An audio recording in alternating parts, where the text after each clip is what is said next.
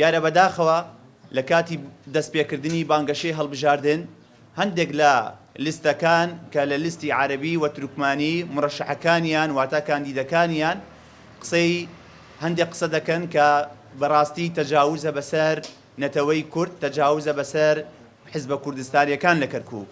بەداخەوە لەلایەکەوە قسە لەسەرەوە دەکرێت کە جارێکی دیکە نابێت پێشمەرگە بێتەوە کەرکووک و بە تەواوەتی ئەم وشانەش بەکار هاتووە کە دەڵێت دارخورما لەسەریان دەرچێت پێشمەرگە نایەتەوە و لەلایەکی دیکە یەکێکی دیکە دەڵێت بەڵێ کەرکووکمان احتیلال کردووە و بە ڕۆژی دەنگدان زیاتر احتیلالی دەکەین و لە ئێستاکەشەوە قسەی تر دەکرێت کەوا کار بۆ ئەوە کە دیموگرافەتی کەرکووک بگۆڕێن.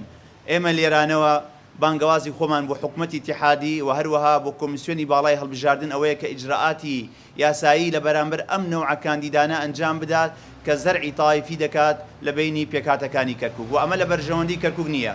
بۆیە لێرەوە ئاگاداری هەموو لایەنەکان دەکەین کە ئەم شێوازە قسەکردنە یان ئەم شێوازە بانگەشەکردنە لە بەرژەوەندی کەرکووک و ئایندەی کەرکووک نابێت و ئەمە ئەجنداتی ئەقلیمی و موامەراتی ئەقلیمیە. چەند پێشتر موامەرەی ئەقلیمی لەسەر کەرکووک بوو ئەوەتانێوا دەردەکەوێت موامەرەکان بەرەوچی ئاراستێک دەچێت. بەداخەوە من لێرانەوە داوا لە هەموو دەنگدەرانی کوردەکەم ئەو مەترسیانە چاک ببینن کە ئەمڕۆکە ئەوەتانە کاندیدەکان هێشتا نەچوونەتە پەرلەمانی عێراقی چی هەڕەشە لە نەتەوەکەمان دەکەن و چی هەڕەشە لە ئایندەی کەرکووک و کەرکووکیەکان دەکەن. ئەمە لە بەرژەوەندی وڵاتانی ئەقلیمی و ئەجنداتی خارجی و دەرەکیە.